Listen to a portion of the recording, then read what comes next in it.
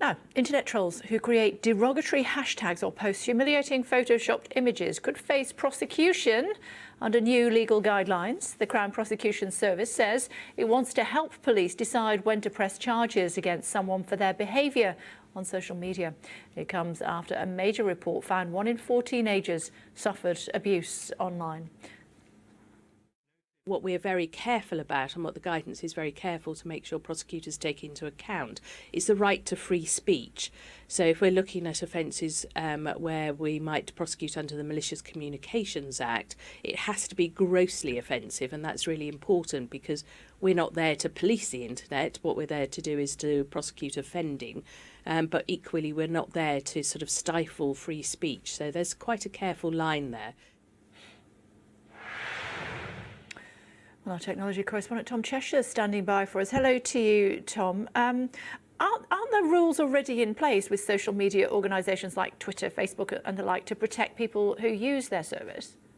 Well, yeah, there are. You're exactly right. The terms and conditions for a lot of these platforms like Twitter, Facebook, Snapchat prohibit sorts of behaviour. Some would argue that some platforms like Facebook are more strict at policing these things than, say, something like Twitter is, which has held itself up for free speech. But what we're talking about today is when what's said online, when the offensive becomes actually illegal. And a lot of victims of online abuse will say, well, they've got reams of evidence. They could say this does cross the act. This becomes a malicious communication. It's something that's grossly offensive, as we're hearing from Alison Saunders, the Director of Public Prosecutions there. But the police aren't taking action. So what the CPS here is trying to do is say, well, look, this is the sort of behaviour you should be looking at, and you should be prosecuting these sorts of cases. So things which are quite new behaviours, things like doxing, which is when you might publish someone's email address or their home address, or when you have mobbing, which is when lots of people pile on a hashtag, you get hundreds of messages rather than just a little bit of online abuse. The advice now is that should be taken much more seriously and should maybe end up in court. And the ultimate aim here really is that those sort of court convictions will lead to a more civilised discourse online, which is, well, here's hoping anyway. Yeah, so what do people do if they feel that they have been abused or are the subject of abuse on social media?